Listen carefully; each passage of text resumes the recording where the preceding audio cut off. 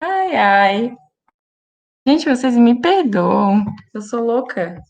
Eu mesma propus alteração e aí eu achei que o horário era outro. Mas estou aqui a postos. Espero que não tenham achado que eu sou maluca. Poderia Mas, ressaltar que a culpa não foi minha, por favor? Só pra por dar nos dedos desses caras. gentileza, a culpa não foi do Hit, sério, foi minha. Eu que propus, ele botou aqui, eu vi na conversa agora. Foi às 7. É que eu tô tão acostumada com o meu horário às 8 que eu fiquei bem de boa aqui, abrindo as coisas agora. Ainda bem que o computador estava ligado já. Foi totalmente culpa minha, beleza? Ai, ai, coitado. Pecado.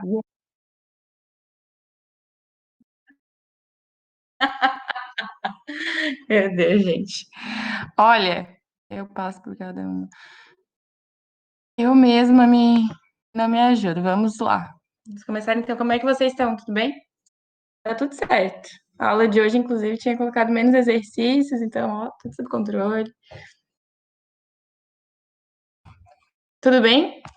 Me deem um retorno aí para começar a transmitir.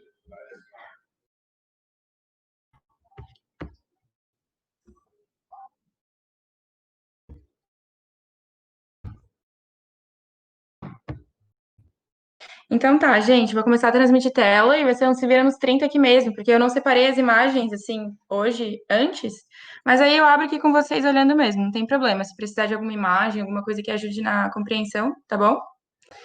E a aula dessa semana ela era sobre a nova ordem mundial. Na realidade, deixa eu começar a compartilhar a tela. Ela é sobre as ordens mundiais, né? Então, na apostila ele traz como nova ordem mundial, mas na realidade ele fala sobre as ordens mundiais, que nada mais são do que os poderes, né, hegemônicos que comandam, digamos assim, o mundo inteiro em determinado período da história. Então, a gente vai falar sobre a antiga ordem mundial, a nova ordem mundial, e é uma questão mais geopolítica, digamos assim, e também de uma geografia mais histórica. Então, vocês vão sentir essa pegada um pouco na aula de hoje. E beleza, a gente pode começar aí. Qualquer coisa, fiquei muito à vontade para comentar, tá? Eu espero não cometer nenhuma grande gafe. Depois dessa, eu acho que já vai ser impossível. Mas, ai, gente, vamos lá. Deixa eu ver. Quem sabe faz ao vivo. Vamos então. Vamos direto para as questões, beleza? E depois, no final da aula, eu vou propor uma coisa para vocês. Quero saber o que vocês pensam. Até para a gente poder discutir isso na reunião que vai ter entre os professores depois, para tornar a aula um pouquinho mais dinâmica. Mas hoje a gente vai na mesma pegada das outras semanas, tá? E aí, qualquer coisa vocês me interrompam, façam perguntas e podem me corrigir se eu falar alguma besteira, tá bom? Então tá.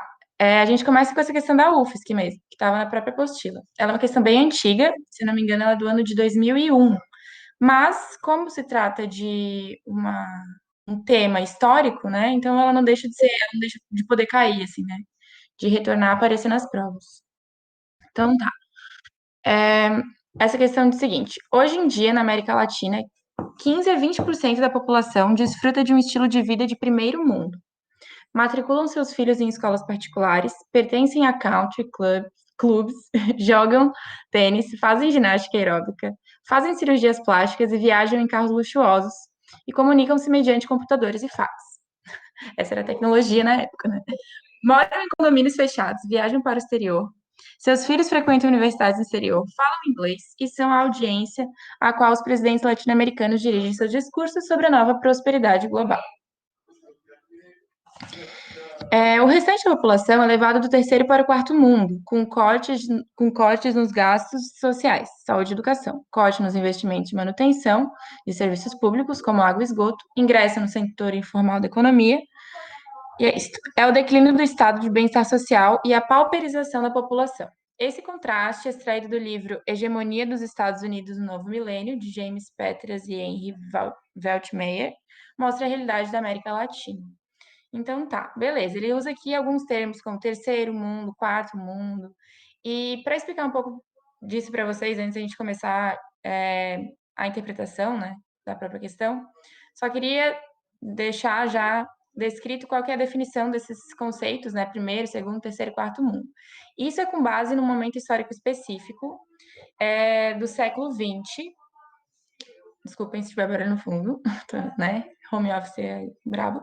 Mas, enfim, é um momento histórico específico que é um momento é, que vai desde a Segunda Guerra Mundial até o final do século XX, né? Então, passa por toda a Guerra Fria.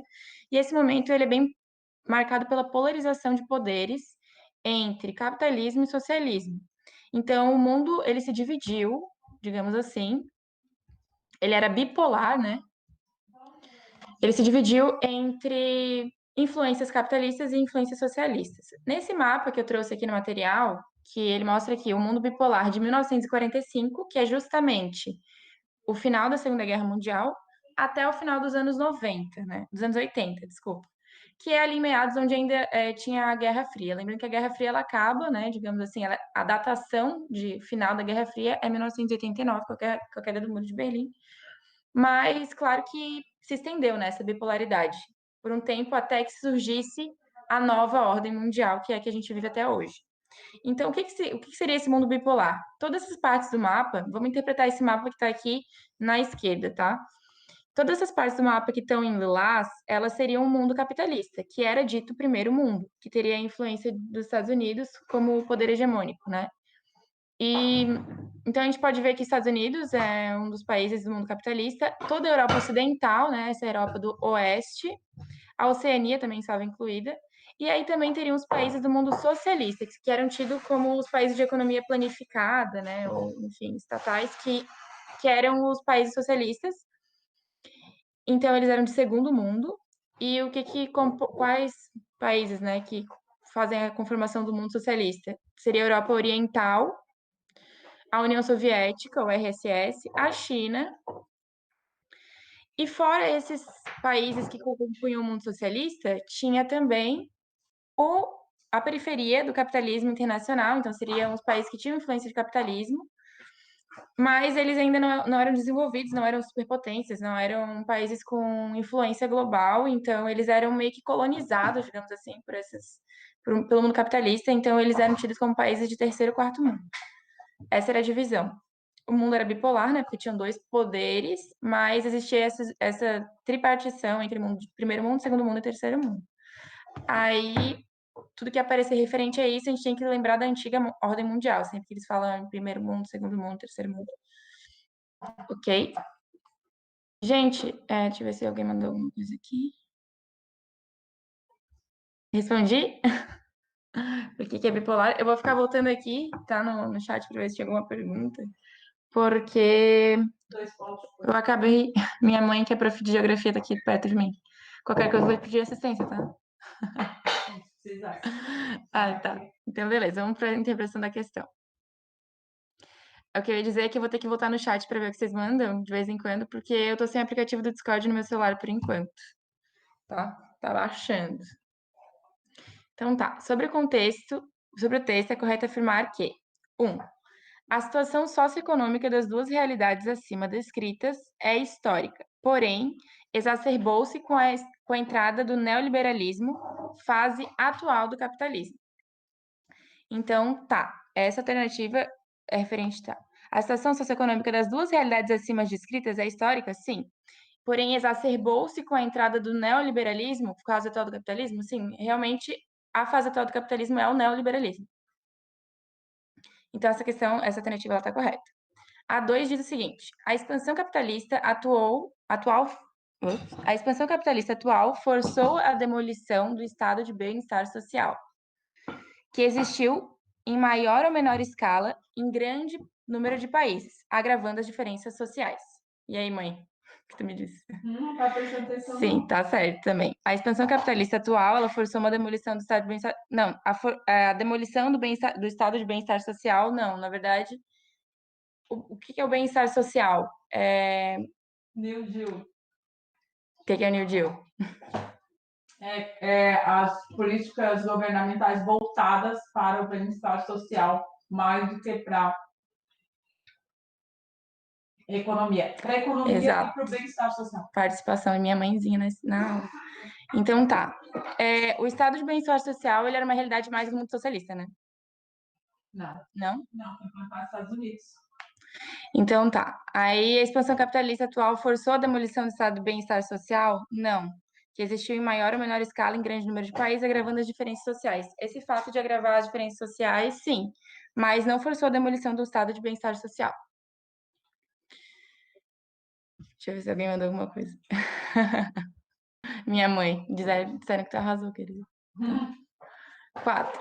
A constatação acima permite concluir que, na América Latina, há um crescimento em grande escala do capital, o que faz aumentar o número de emprego e diminuir a pobreza, os crimes e o sofrimento humano. Na verdade, tudo isso aqui está ao contrário, né? Mas há um crescimento em grande escala do capital? Não necessariamente, em alguns países sim, né? Tipo, eu sempre lembro que o Brasil, ele é um país que está dentro da América Latina, mas ele é um exemplo que foge um pouco às regras, né? É um país em desenvolvimento e também compõe, por exemplo, o BRICS e são economias crescentes, mas de maneira geral a América Latina ela não tem um crescimento em grande escala do capital. E isso também não colabora, né, para que somente o número de emprego. É uma questão bem característica, o desemprego, né? E diminuir a pobreza muito menos, porque o índice de desenvolvimento humano na América Latina ele ainda é baixo, principalmente devido às diferenças socioeconômicas, enfim, pobreza, miséria. Os crimes também não diminuem, né, nem o sofrimento humano. Então, essa alternativa está incorreta. 8. A comparação no texto vem confirmar que a diferença dos dois conjuntos de países só diminuirá com o crescimento econômico do terceiro ou quarto mundo. Lembrando que terceiro ou quarto mundo seriam os países subdesenvolvidos em desenvolvimento que tinham a influência daqueles dois grandes poderes, né? Então, ele diz que a comparação no texto vem confirmar que a diferença dos dois conjuntos só irá diminuir com o crescimento econômico do terceiro e quarto mundo, que superará a evolução econômica do primeiro mundo. Isso é muito pretensioso de se dizer, né? Na verdade, ela não tem como afirmar que ela vai superar a evolução econômica do primeiro mundo. E também não é só assim que o crescimento econômico que vai ser diminuído a diferença dos dois conjuntos. Então, essa alternativa também está incorreta. 16. Do texto acima, deduz-se que a situação de miséria e pobreza da maioria latino-americana só será resolvida com a cooperação dos estados imperiais e das elites que estão no poder. Também não. Do texto acima, deduz que a situação de miséria e pobreza da maioria latino-americana, enfim, ela não precisa ser resolvida pela cooperação dos estados imperiais, das elites que estão no poder, né? Ela precisa crescer por si só, enfim.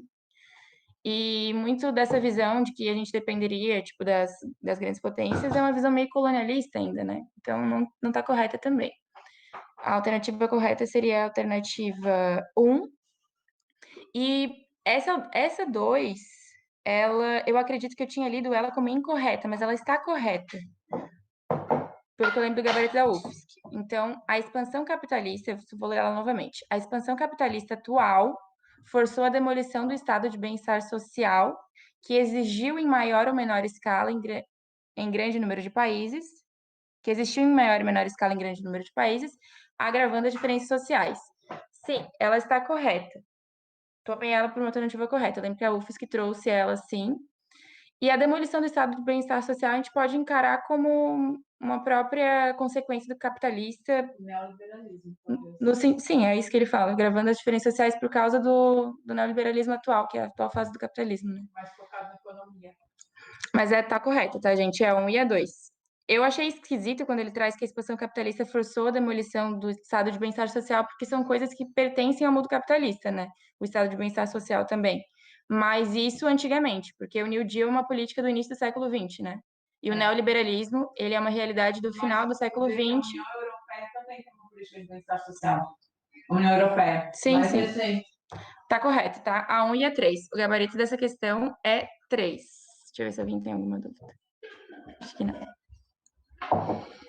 Então, é porque essa alternativa ela se refere mais ao contexto atual do que ao contexto do New Deal e do bem-estar social, que seria no início do século XX, quando ainda não existia essa Guerra Fria e esse mundo bipolar. A antiga ordem mundial, na verdade, ela era bem eurocentrista, digamos assim, né, com a Europa em foco, e um crescimento muito grande dos Estados Unidos, apesar da crise de 29, enfim. Mas é isso. Então, a questão 01, essa da UFSC, gabarito 3, ok? a gente já pode passar para essa questão número 3 da UFSE. Fala o seguinte: moro em Portland, Oregon, onde a Nike tem a sua sede empresarial. Precisando de tênis novos, comecei a procurar. Pegava um tênis atrás do outro e lia Made in China, Made in Korea, Made in Indonésia, Made in Thailand. Comecei a pedir tênis fabricados nos EUAs aos balconistas. Os poucos que não ficaram confusos me disseram que não existem tênis fabricados nos EUAs. Então, a partir do texto, considere as afirmativas. 1.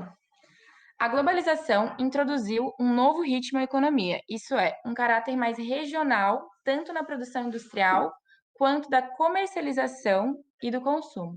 Então, assim, a globalização introduziu um novo ritmo à economia, com certeza. Globalização é um termo que fala muito sobre a nova ordem mundial, na verdade, né? Que é o contexto do nosso mundo atual, que é muito interligado, muito conectado, enfim. A globalização, ela realmente é um termo que pertence à nova ordem mundial. Aí ele afirma que é um caráter mais regional, tanto da produção industrial quanto da comercialização e do consumo. Nisso, a gente vê que está incorreto, porque não é um caráter mais regional, né? Não seria concentrado, ele seria disseminado pelo mundo inteiro, como a própria questão apresenta no enunciado, né? Então, quando ele traz que é regional, está incorreto. 2. A globalização estimulou as economias do primeiro mundo, levando-as a incrementar e expandir as suas tradicionais áreas industriais, como são os casos de Manchester e Detroit. Então, também está incorreto. Ele fala assim, a globalização estimulou as economias de primeiro mundo, sim. Lembrando que as economias de primeiro mundo são as capitalistas, né? Levando-as a incrementar e expandir as suas tradicionais áreas industriais, aí está incorreto, porque, na verdade, ao invés deles incrementarem e expandirem as áreas que eram tradicionalmente industriais dentro do próprio país, né, capitalista, eles pensaram na expansão para além do país, então no exterior, em locais onde realmente existe, por exemplo, mão de obra mais barata, onde existe menos cobrança de impostos. Então, assim, as vantagens em se implantar um polo industrial, digamos, de uma empresa americana em um outro país, como, por exemplo, a China, a Coreia, a Indonésia, a Tailândia, elas são muito grandes. Então, ao invés de expandir a indústria nacional, eles fazem com que a implantação dessas indústrias, essas marcas que são realmente americanas, digamos, aconteça em outros países, normalmente subdesenvolvidos. Então, essa 2, ela seria incorreta por isso. A 3 diz que a globalização deslocou os centros de produção para as áreas do planeta que oferecem preços e condições de menor custo para as matérias-primas e mão de obra.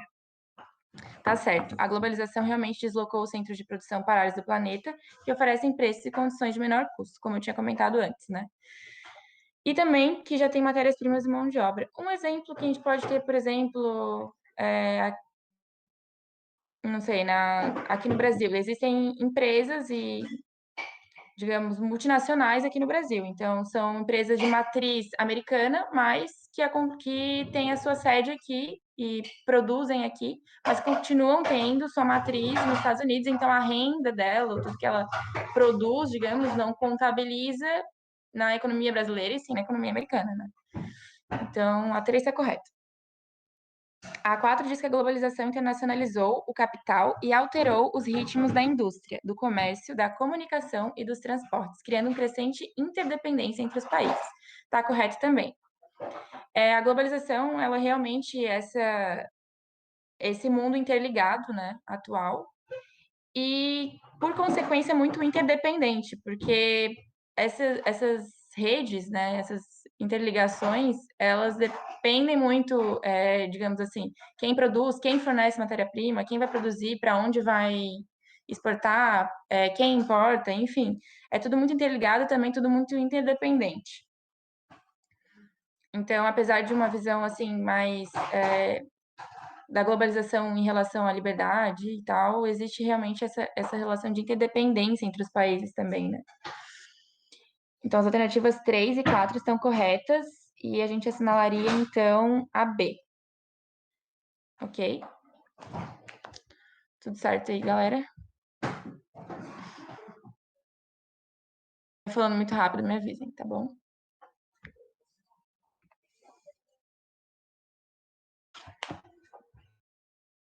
Quatro. Então, essa dá um sisal também fala sobre globalização. Vamos ver. Com base no texto abaixo e nos conhecimentos sobre a temática globalização. Então, o texto diz o seguinte: a globalização não apaga nem as desigualdades nem as condições que constituem uma parte importante do tecido da vida social nacional e mundial. Ao contrário, desenvolve umas e outras, recriando em outros níveis como novos ingredientes. As mesmas condições que alimentam a interdependência e a integração, as desigualdades e contradições em âmbito tribal, regional, nacional, continental e global. Então, é correto afirmar que a importação do cinema norte-americano e da literatura europeia configura-se em um dos aspectos da globalização que afeta positivamente o terceiro mundo. Então, o terceiro mundo, lembrando que seriam os países que sofrem influência do mundo capitalista, né? Os países subdesenvolvidos. Ele diz que a importação do cinema norte-americano e da literatura europeia configura-se em um dos aspectos da globalização. Sim, e que afeta positivamente o terceiro mundo? Também. Então, essa alternativa estaria correta. Globalização é isso também, né? É a disseminação de cultura pelo mundo inteiro, mas sempre vai haver um país de maior influência, digamos assim, né? Quem tem o poder, a economia dominante, a grande potência mundial, ela normalmente também tem um poder de influência cultural muito grande. Isso pode ser positivo, pode ser encarado de maneira positiva, sim, né? A disseminação de informação, de cultura, de arte. Mas também existe um questionamento de se isso não é algo muito colonial, né? Se não é, por exemplo, uma imposição cultural, porque realmente o que mais vai ser cultivado globalmente vai ser aquilo que é importado das grandes potências hegemônicas, né? Então, isso é um pouco... um pouco polêmico. B. A revolução tecnológica constitui-se na grande conquista da era da... A revolução tecnológica constitui-se na grande conquista da era da globalização, pois ela garante o estabelecimento de regimes democráticos no mundo. Então, isso não, né? Se a revolução tecnológica garantisse o estabelecimento de regimes democráticos no mundo, a gente não teria tanto... Oi? Não, pode lavar. Pode lavar. Pois, se elas garantissem regimes democráticos no mundo, a gente não teria tantos problemas, assim, ainda hoje, né? Na atualidade, em relação a contextos de desigualdade, guerra civil, enfim, conflitos internos.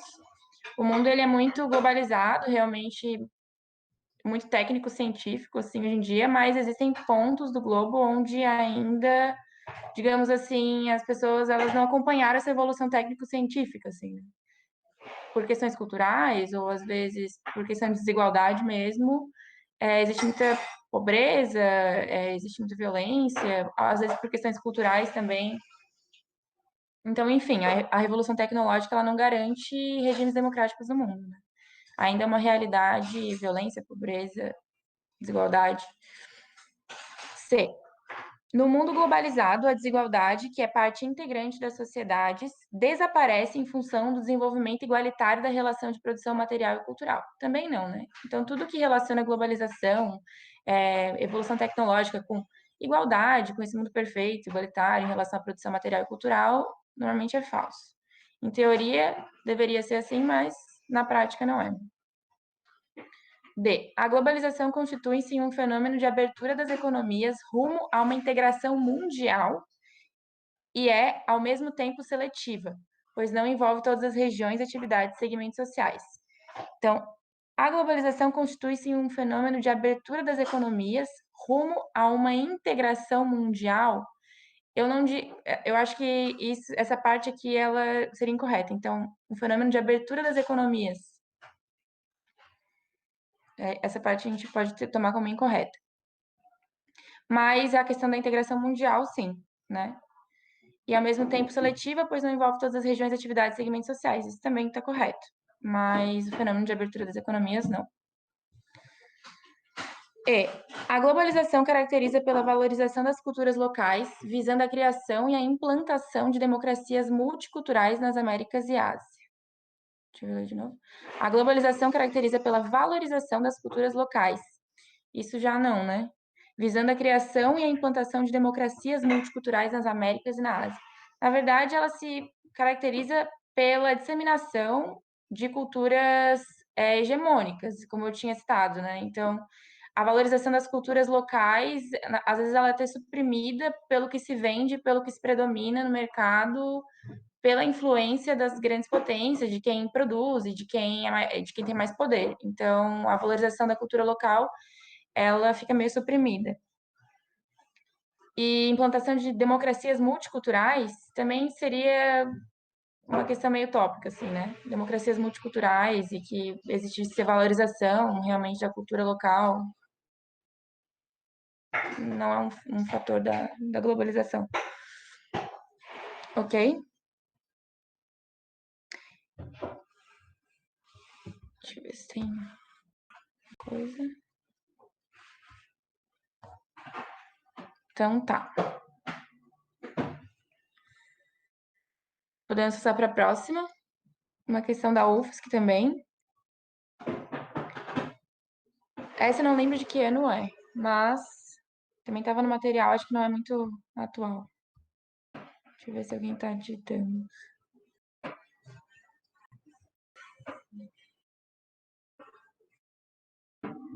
Gente,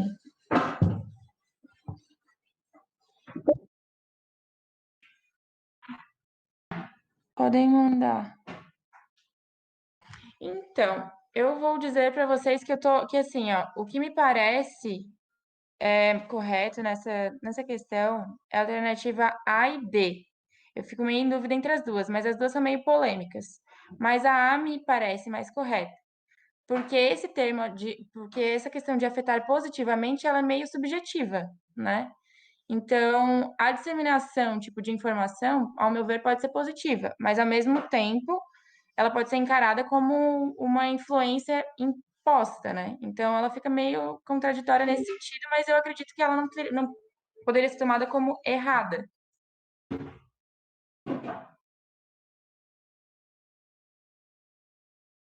Realmente, assim, a globalização constitui-se um fenômeno de abertura das economias rumo a uma integração mundial. Eu acredito que isso é um pouco generalizante, assim, de se dizer, Mas porque eu acho que tá certo. Não sei. minha mãe disse que acha que tá certo. Porque abre as economias mesmo, e a globalização ela tá É uma baseada no tendência. capitalismo. A abertura da economia, assim, qualquer um pode investir em qualquer lugar do mundo. Entendeu? Vocês acharam que era a D, que a D está mais pertinente? E a A, vocês acham que não? Tipo, porque a A eu encaro como correta, assim, eu não sei.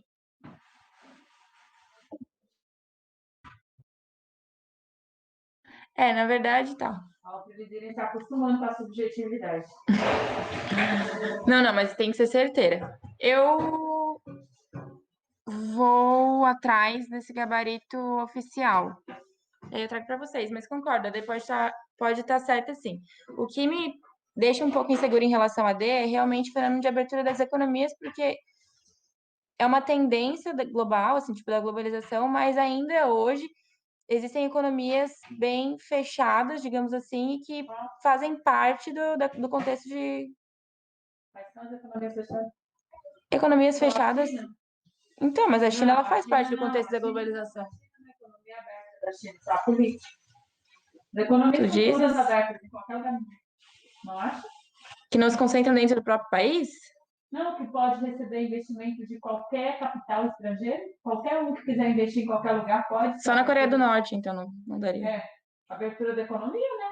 Economia aberta para qualquer tipo de capital, não é economia fechada. Economia fechada é socialismo. Então minha mãe tá com vocês, eu acho que é a D, tá, gente? Não sei, né? Mas eu tô aqui. Mas eu me comprometo a ver qual que é o gabarito, beleza? Eu acho que talvez também esteja sendo um pouco prepotente em achar que é positivo a importação de cinema norte-americano e literatura europeia, mas tá bom. Então eu acho que entre A e a D, minha mãe fica com a D. Não, você vê qual que é a outra? A outra fala que a importação do cinema norte-americano e da literatura europeia configura, sim, um dos aspectos da globalização, que afeta positivamente o terceiro mundo. Também não dá pra dizer, né? Não dá pra dizer o quê? que afeta positivamente. Essa Afeta parte que fica meio polêmica. por causa do... Enfim, gente, tá complicado, né? vocês estão certos, tá? Segundo minha mãe, ela me corrigiu e realmente não tem como a gente dizer que existe uma economia fechada no mundo atual.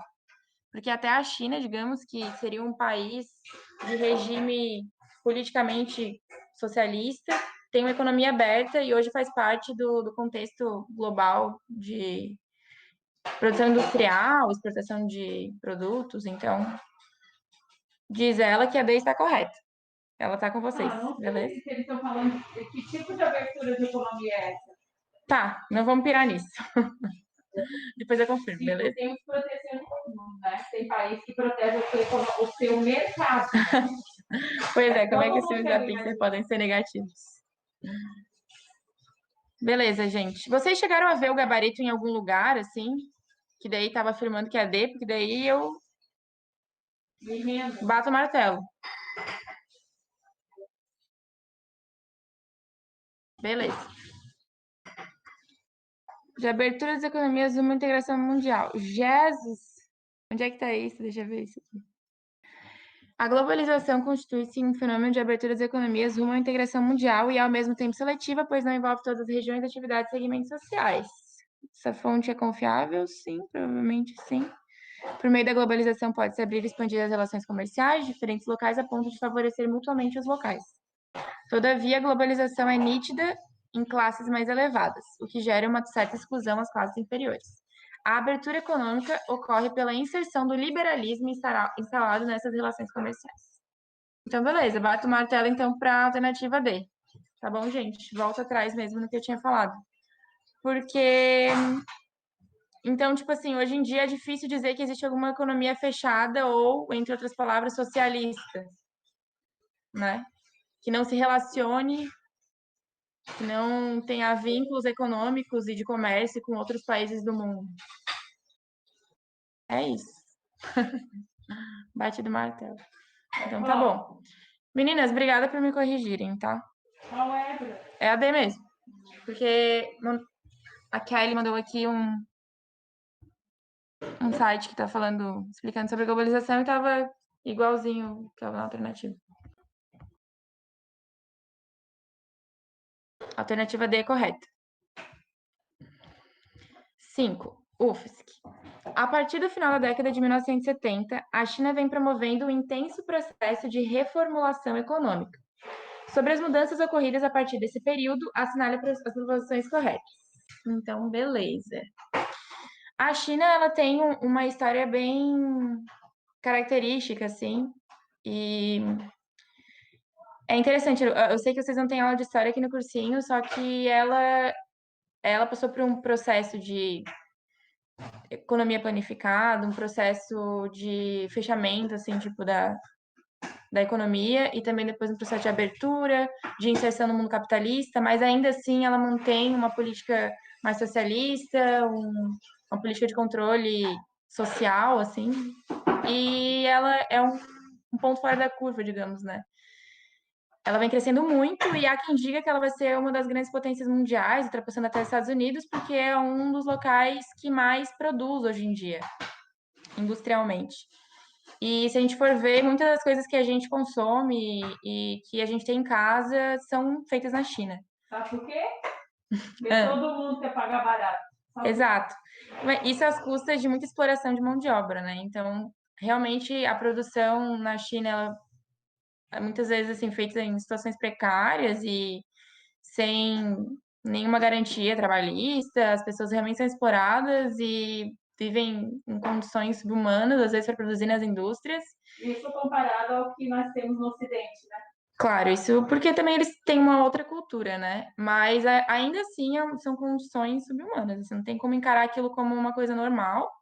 E não só na China, assim, mas os países, alguns países orientais, né, que tem grande produção industrial, e também por outras questões, assim, fiscais, mas a produção lá acaba sendo mais barata, e aí isso, por consequência, torna os produtos chineses mais baratos, e a gente consome mais por ser barato. Então, faz com que essa economia esteja sempre sendo alimentada e valorizada, digamos assim, né? Isso é uma coisa a se pensar. Mas tá, vamos lendo as alternativas. 1. No enunciado ele fala que a partir da final da década de 70, né? A China vem promovendo um intenso processo de reformulação econômica. Essa reformulação econômica é mais no sentido de abertura da economia mesmo. Então, tais mudanças não alavancaram a economia chinesa, pois o país continua tendo déficit na sua balança comercial, como aqueles registrados no período da Revolução Cultural. Então, não, as mudanças elas realmente alavancaram a economia chinesa. O processo de abertura da economia chinesa e da exportação de produtos, e, enfim, ela faz com que a China ela esteja tendo um superávit na balança, né? Então, o déficit na balança seria, digamos assim, não conseguir ter um lucro, não conseguir ter uma vantagem econômica. Mas, na verdade, ela tem bastante vantagem econômica. As custas de muita exploração, mas tem.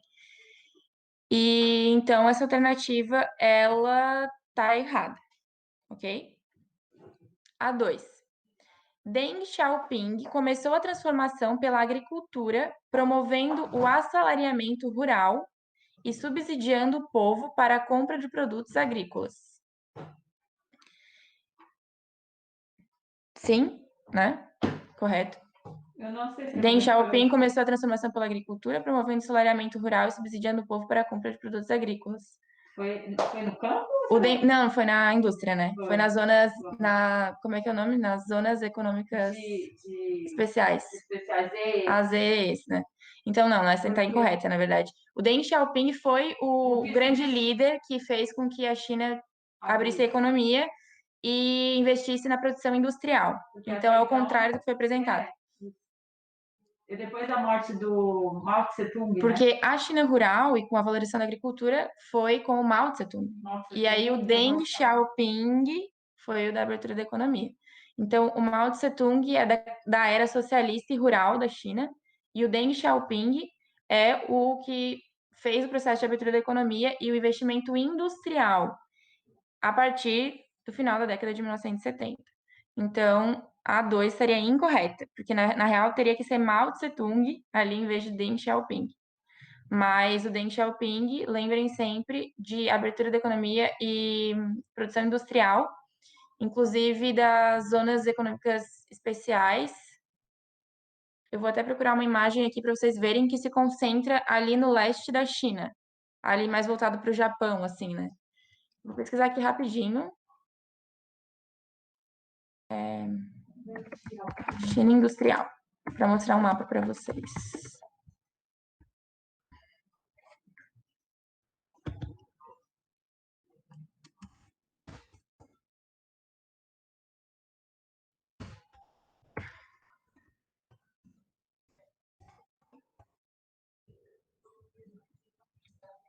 Essa imagem aqui talvez seja boa. Então tá aqui, ó. Essa é um pedaço da China. Essa parte virada para o Oceano Pacífico, eu não sei se vocês estão conseguindo ver. Mas ela é mais o leste chinês, né? E aqui onde está em vermelho seriam as zonas econômicas especiais, voltadas para a produção industrial. E esse verde seria uma transição, digamos, né, entre a China rural e a China industrial. Então seria uma periferia agrícola integrada. Já essas zonas econômicas especiais e centros de produção e industrialização. E essa parte em amarelo seria a periferia pouco desenvolvida e bastante pobre da China, onde ainda predomina as produções rurais. Então, bem aqui no leste da China, voltados para o oceano, até por uma questão de comércio mesmo, de exportação e de portos, enfim, o litoral ele é sempre mais industrializado mesmo. Então, essas zonas econômicas especiais são as EES, elas são implantadas a partir do final da década de 70, realmente a partir da implantação de uma economia menos planificada, né, no sentido de ter menos controle governamental dentro do próprio país. Na verdade, ainda existe bastante a presença do Estado dentro da China, só que esse fator da globalização e do comércio e da exportação de produtos, ela realmente é ali para o final do século XX, com a abertura da economia pelo Deng Xiaoping. Vou até tentar procurar uma foto dele para vocês. porque eventualmente em prova pode cair.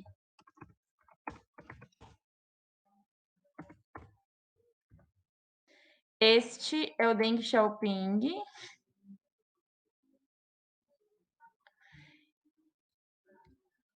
Este.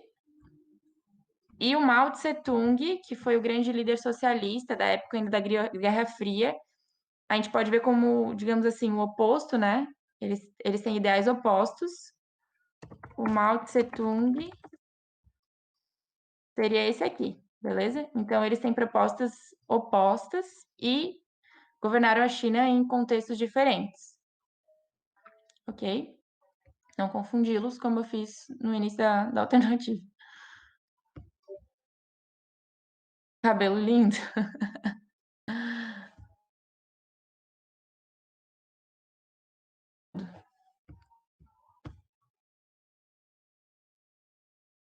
Lembrem disso, que a concentração industrial da China é sempre no leste, tá? E ela corresponde a uma parte pequena da China. Porque se a gente for ver, a China é um dos maiores países, né, em extensão territorial e também população, enfim. Mas aqui nesse mapa, por exemplo, as zonas econômicas especiais, elas ficariam só nesse cantinho aqui. Não sei se vocês enxergam o meu mouse, mas elas ficariam bem no cantinho, voltadas ali para o Japão e tal.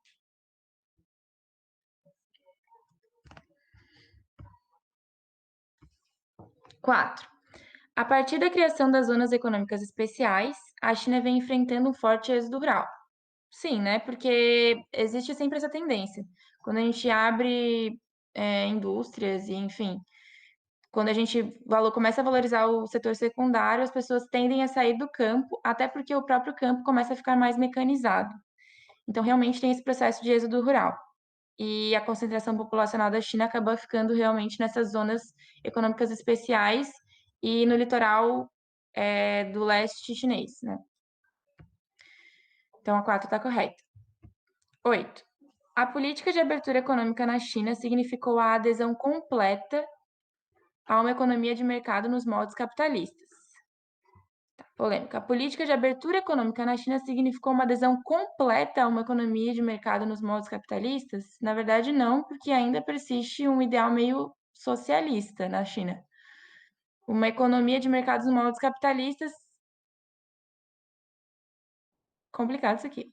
Porque realmente eles são um país muito capitalista, se a gente for ver, em termos de produção e de comercialização.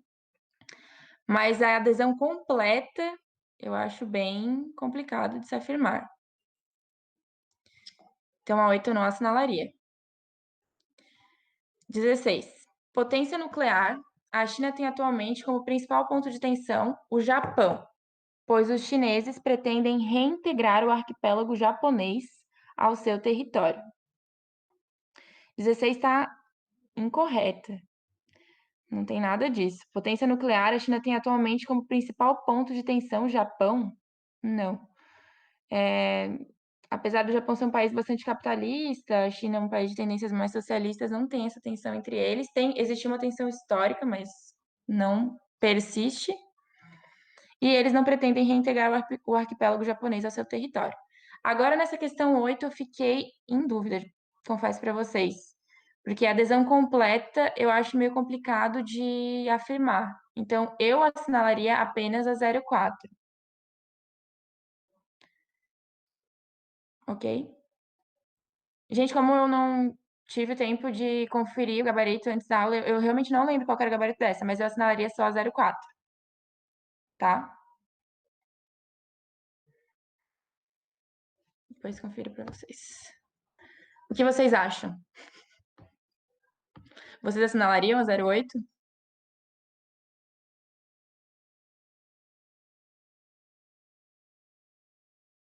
Hello?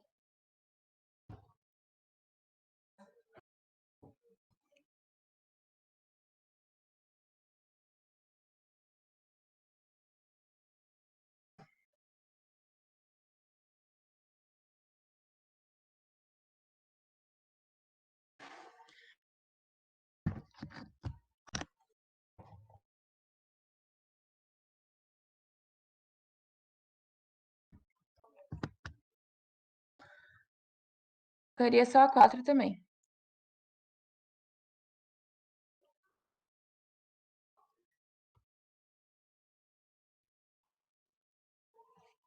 Beleza. Tá. 6 da UDESC. Podemos partir para a próxima, se alguém discordar? Ah, sim, bem não.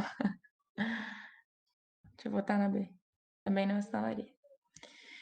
Vou aproveitar esse fato para falar uma coisa sobre as somatórias da UFSC. Então, assim, nessa questão, muito mais importante do que a gente saber, tipo, o que está correto, é saber o que está incorreto. Porque assinalar questões incorretas na prova da UFSC facilita com que a gente anule. Não necessariamente a gente vai anular, mas se eu sei que ela está incorreta, isso também é assertivo. Porque a prova da UFSC ela é como se ela fosse um verdadeiro ou falso, né?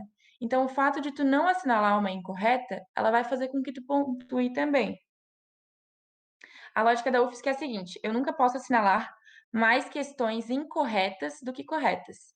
E também não posso assinalar o mesmo número de corretas e incorretas. Eu sempre preciso assinalar mais corretas do que incorretas. Então, digamos que existiam 2 alternativas corretas e 3 incorretas. Se eu assinalo só uma, eu continuo pontuando. Se eu assinalo as duas, eu pontuo inteira. Se eu assinalo as 2 corretas e mais uma incorreta, eu vou fazer parcial. Eu não vou deixar de pontuar. Eu vou fazer parcial. Mas se eu assinalo uma correta e uma incorreta, eu já fiz o mesmo número de corretas e incorretas, então eu não pontuo, eu zero a questão. E se eu assinalar mais incorretas do que corretas, eu também zero a questão. Então a lógica da UFSC é essa. Lembrando sempre que quando vocês têm dúvida, o certo seria não assinalar. Então, questões assim que suscitam algum tipo de dúvidas, polêmica e tal, o que é recomendado é não assinalar porque vocês vão continuar pontuando, mesmo que aquela alternativa estivesse correta. Ok? Então, na UFSC, eu diria assim: sentiu uma certa insegurança, não assinala. Essa é a postura.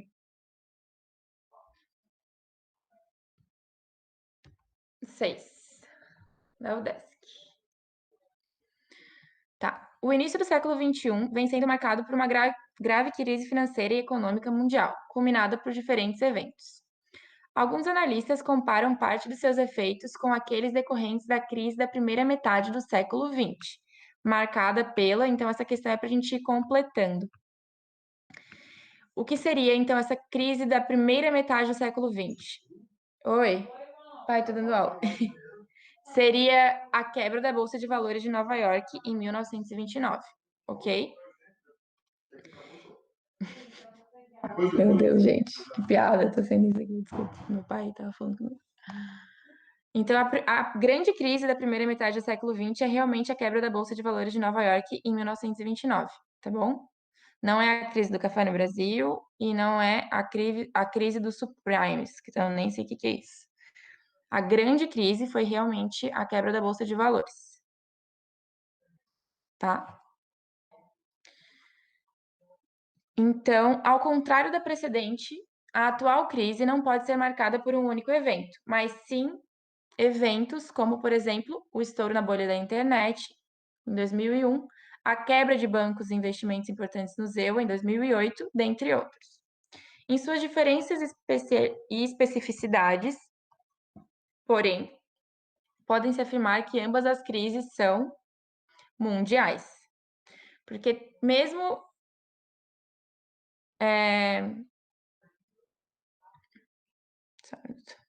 deixa eu ver o que eles trazem aqui. Ambas as crises são mundiais, porque mesmo no contexto da primeira metade do século XX, já existia uma grande influência dos Estados Unidos, assim como grande potência mundial. Então, as consequências da crise, elas não ficaram concentradas entre os Estados Unidos, elas afetaram outros países, como também o Brasil. E geraram recessão. Então, tudo isso que eu estou completando está indo de acordo com, deixa eu ver qual das alternativas. A B, tá? Então, primeiro, quebra da Bolsa de Valores de Nova York em 1929. As crises foram mundiais e geraram recessão. Igualmente, que afetaram sem precedentes a economia de diferentes países, sendo grande parte por causa da interdependência entre os mercados. Então, essa questão ela traz um ponto bem interessante, que seria um paralelo, digamos, entre crises atuais e o que aconteceu lá no início do século XX, onde ainda não existia um processo de globalização tão avançado. Mas ainda assim a gente percebe que as ordens mundiais, elas meio que ditam as regras para o restante do mundo. Então, as potências hegemônicas, digamos, na época, os Estados Unidos que já tinha grande influência, principalmente em relação ao American Way of Life, o estilo de vida americano, e que realmente pregava esse estilo de vida, assim, para os países onde existia um nível de capitalismo, digamos assim, as consequências elas ultrapassaram as fronteiras dos Estados Unidos já naquela época. Então, ambas as crises elas repercutiram no mundo e causaram uma recessão, principalmente por causa dessa interdependência entre os mercados. Correto? Então, nessa questão da UDESC, a alternativa correta seria a alternativa B. As outras eu não vou passar porque, enfim, já nas primeiras alternativas elas estariam incorretas. Por exemplo, crise dos subprimes, afirma também que as crises seriam nacionais, não, elas seriam mundiais. Tem uma que traz a quebra da Bolsa de Valores, mas depois ela diz que seria diferente, pois uma era local e a outra mundial, sendo que não, a crise afetou o mundo. E é isso, então a alternativa correta seria a alternativa B. Tá bom? E aí, para finalizar, a gente tem essa questão do Enem, que traz a nova desordem geográfica mundial, uma proposta de regionalização. Então, ele traz esse mapa.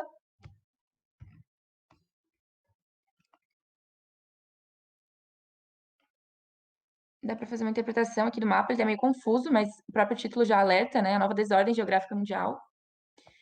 Enfim, vamos ler o enunciado. O espaço mundial sobre a nova desordem é um emaranhado de zonas, redes e aglomerados, espaços hegemônicos e contra-hegemônicos que se cruzam de forma complexa na face da Terra. Fica clara de saída a polêmica que envolve uma nova regionalização mundial. Como regionalizar um espaço tão heterogêneo e, em parte, fluido, como é o espaço mundial contemporâneo? Então, o mapa procura representar a lógica espacial do mundo contemporâneo pós-União Soviética, no contexto de avanço da globalização e do neoliberalismo, quando a divisão entre países socialistas e capitalistas se desfez e as categorias de primeiro e terceiro mundo perderam a sua validade explicativa. Então, isso iria de acordo também com essa nova divisão, essa nova ordem mundial, que seria por critérios socioeconômicos de norte e sul. Então, apesar de aqui a gente tratar o mundo de maneira bipolar e existir essa divisão entre mundo de primeiro, segundo e terceiro mundo, a gente vai ver que aqui, na nova ordem mundial, por critérios socioeconômicos, existe uma divisão também bipolar, mas ela não é de poderes. Ela seria uma divisão mesmo entre países ricos e países pobres. Mas quem seria a ordem mundial, né? Quem estaria ditando as regras? Realmente seriam os países desenvolvidos. Então, principalmente Estados Unidos e países da Europa. Esses países aqui em roxo seriam os países do sul, que são tidos como subdesenvolvidos. E os países em amarelo, digamos aqui, né, em bege, seriam os países do norte, ou desenvolvidos e grandes potências. Com a inclusão aqui da Austrália, né? Então, ela seria uma única. Fugiria a regra, né? Então, é um país que está no sul, no hemisfério sul, mas pertence, digamos, às economias do norte. Ele traz mais ou menos essa explicação ali no enunciado. E considerando esse objetivo interpretativo, tal distribuição espacial aponta para a estagnação dos estados com forte identidade cultural. Então, B, o alcance da racionalidade anticapitalista. Não. C, a influência das grandes potências econômicas, certo? D, a dissolução de blocos políticos regionais. Não. E, o alargamento da força econômica dos países islâmicos. Também não. Então, essa questão, ela fala um pouco sobre a nova ordem, né? E qual seria a conformação dessa distribuição espacial trazida pelo mapa, dessa nova desordem, na verdade. E o mapa ele traz justamente essa relação, digamos, essas redes, né? E o que o enunciado pede é que a gente interprete esse mapa e a distribuição espacial dele a partir do critério da nova ordem, porque ele cita aqui no enunciado que essas categorias de primeiro e terceiro mundo perdem a validade explicativa. Então, a atual explicação, digamos, né, da ordem mundial, ela seria realmente a influência das grandes potências econômicas, que ditam as regras de mercado e de economias. Então, a alternativa correta seria a alternativa C. Certo?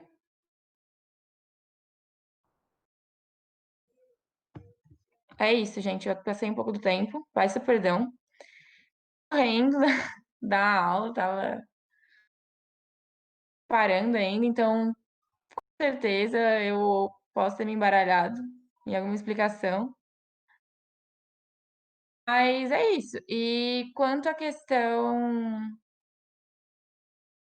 A e a D, a gente já foi falado que a questão era D, tá? Perdoem meu erro. E ali naquela questão sobre a China, eu vou conferir o gabarito e digo para vocês se eles consideraram correto a 8 ou não. Mas isso eu trago depois para não comer muito tempo da aula do próximo professor. Peço perdão para vocês pela minha confusão. E é isso. A aula de hoje foi isso. Passar no RH depois para tratarmos desses erros e atrasos. Quem sabe semana que vem não esteja mais aqui com vocês. Brincadeira, gente.